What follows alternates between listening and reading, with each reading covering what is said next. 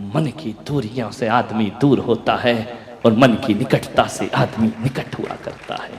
रूस हमारा मित्र है, पाकिस्तान बहुत दूर है, बाजू में रहकर भी हमारे पास नहीं है वो। मान्यवर सोचना है आपको, ऐसी बहू बनो, बहुओं बेटियों तुम्हें बुरा नहीं लगना चाहिए, ऐसी बहू बनो, ऐसी बहू बनो, बिखरे हुए परिवार को जोड़ने का काम करो। ध्यान रखिए, ये फूलों की माला को सजाने का काम करिए, सारी जगत में तुम्हें सम्मान मिलेगा, स्नेह मिलेगा, प्यार मिलेगा। ऐसी बहू बन करके दिखाओ, आदर्श बहू बन करके दिखाओ। ऐसी बहू बन के क्या होगा, डोला ससुराल में रखा, हम आई एम सेपरेट सेपरेट, तुम अलग और हम अलग। ये कहानी कभी पीहर में घटेगी तब तुम्हें आंसू बहाना पड़ेंगे, क्योंकि तुम्हारे मां के घर में भी एक बहू आने वाली है। ध्यान रखना मान्यवर, मैं जानता हूं दो देवरानी जिठानी को इतना प्रेम था उनके भीतर, इतना प्रेम कि सगी बहनें भी क्या प्रेम करेंगी, इतने प्रेम से रहती थी। कभी कभी भाइयों में तो नोक झोंक हो जाती थी, लेकिन देवरानी जिठानी में नोक झोंक नहीं होती थी, एक दूसरे के साथ रहा करती। एक दिन देवरानी बड़ी दुखी थी, उदास थी, आंखों में आंसू थे, उसका मन अनबना था। जिठानी ने एक दिन देखा कुछ ना बोली, 2 दिन देखा कुछ ना बोली, महीने भर हो गए। जिठानी ने कहा इधर आ, 1 महीने से तेरा मन नहीं लग रहा है, मैं देख रही हूं तेरे चेहरे पर उदासी है, बता तुझे क्या तकलीफ है। कभी पूछ लिया करो, घर में कोई उदास हो तो ऐसा नहीं कि अपना काम बनता और भाड़ में जाए जनता नहीं। पूछ लिया करो, कभी सास उदास हो तो पूछा करो, कभी देवरानी उदास हो तो बात कर लिया करो। पूछने से तुम किसी की समस्या का हल नहीं कर पाओगी, लेकिन उसका मन तो हल्का कर दोगी ना। उसने पूछा बहन इधर आ, तुझे क्या तकलीफ है। बोले भाभी मैं क्या बताऊं।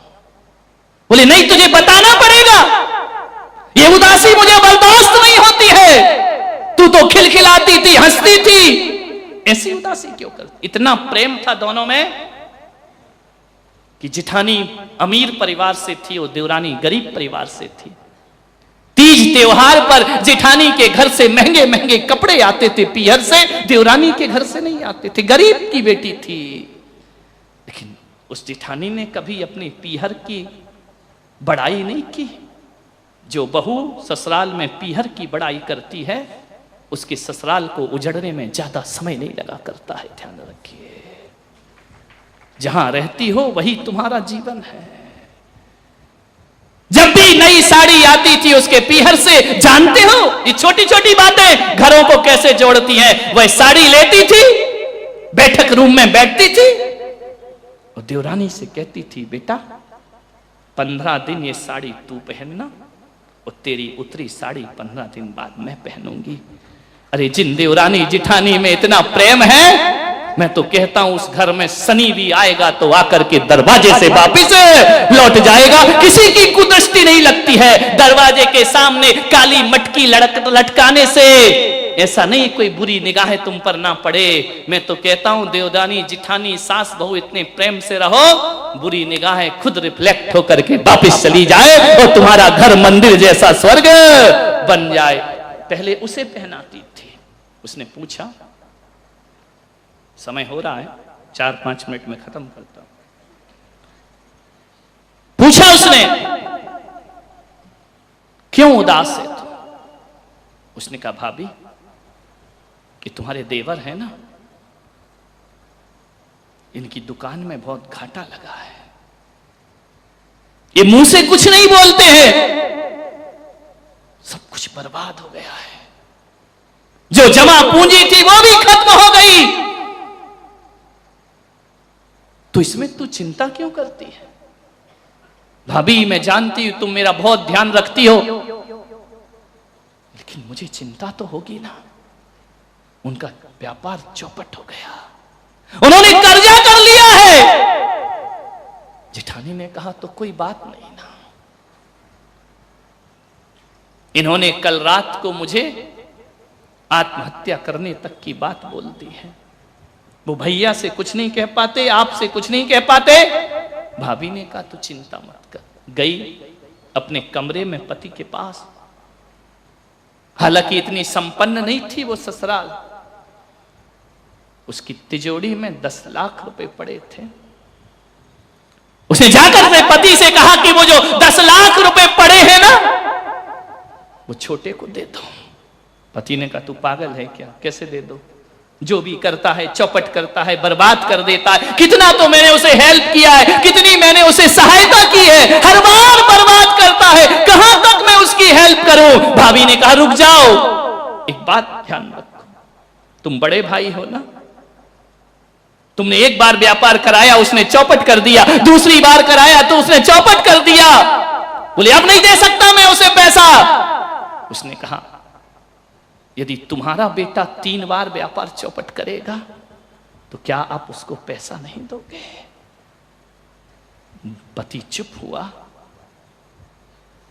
पति ने कहा तू पागल मत बन, ये जो 10 लाख रुपए रखे हैं ना, बेटे का डॉक्टरी में एडमिशन कराना है, मेडिकल में, मुझे वहां देना पड़ेंगे, उसका भविष्य बनाना है। मालूम है उस भाभी ने क्या कहा? सुनो, ये 10 लाख उसे दे दो, छोटे भाई को।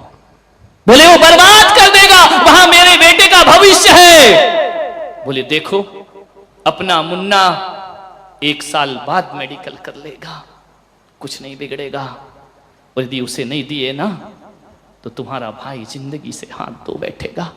और किसी की जिंदगी से बड़ी कोई डॉक्टर की डिग्री नहीं हुआ करती है, किसी के जीवन से बड़ा कोई उपाधि नहीं होती, कोई बेकार है ये सब चीजें। यदि भाई हाथ से चला गया, मेरा निवेदन है यहाँ पे 10 लाख रुपए मेरे कहने से उसे दे दीजिए। मान्यवर, उस भाई ने कहा कि अभी तक मैं तुझे अपनी पत्नी समझता था, लेकिन आज लगा कि तू पत्नी नहीं, तू साक्षात देवी मेरे घर में आई है, मेरे घर को बसाने वाली। उसने कहा कि तूने बच्ची के बारे में क्यों नहीं सोचा, उसके बारे में क्यों सोचा? इतनी समझदार बड़ी बहू थी। उसने कहा तुम जानते हो बच्चा तुम्हारी जिंदगी में बाद में आया है, भाई तुम्हारी जिंदगी में पहले आया है। तो घर की दौलत का सबसे पहला हक भाई पर हुआ करता है। मान्यवर, इतने आदर्श स्थापित कर सकते हो अपने जीवन में।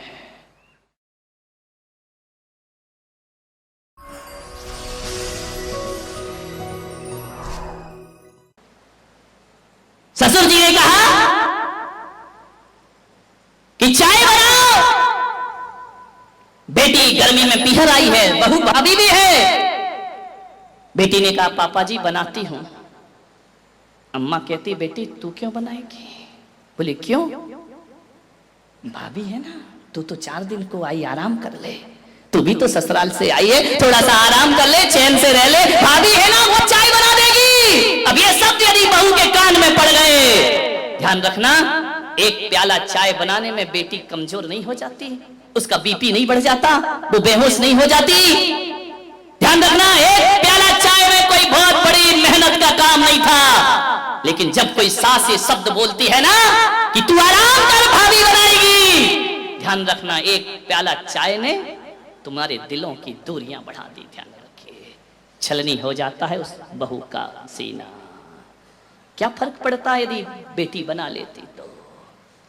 और मैं तो इन बेटियों से भी हाथ जोड़ के निवेदन करता हूं, 4 दिन को आई हो, पीहर में आग लगा के मत जाओ। ध्यान रखिए, आधी आग तो ये लोग भी लगाते हैं। आ गई क्या रक्षाबंधन पे, मिठाई खाओगी और आग उगल के जाओगी। ध्यान रखना, इतनी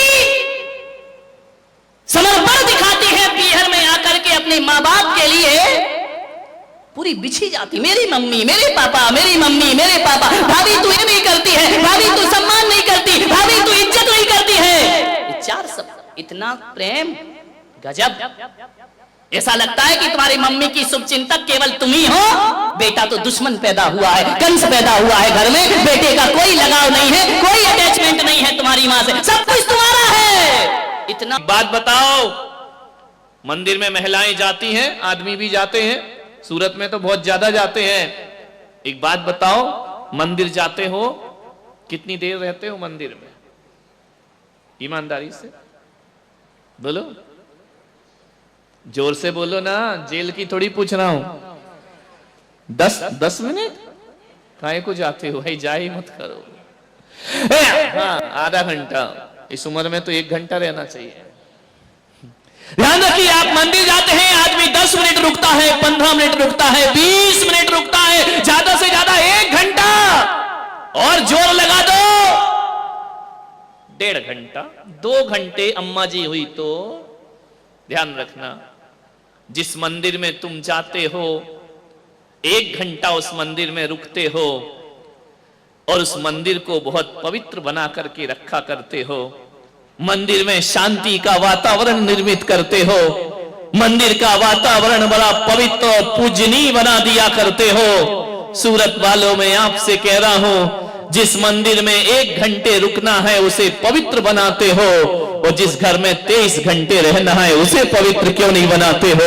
उसे मंदिर जैसा पावन क्यों नहीं बनाते हो? 1 घंटे वाले मंदिर की पवित्रताएं हैं, 23 घंटे वाले घर को अशांत क्यों बनाते हो? 1 घंटे जो आप मंदिर में सीखते हो उसे 23 घंटे जीवन में जीने का प्रयास करिए, तुम्हारा मंदिर जाना सार्थक और सफल हो जाएगा। 23 घंटे जियो। मंदिर पाठशाला है, घर प्रयोगशाला हुआ करती है। ध्यान रखिए, 1 घंटे मेरे प्रवचन सुन के मत सोचना कि हमारा कल्याण उद्धार हो जाएगा।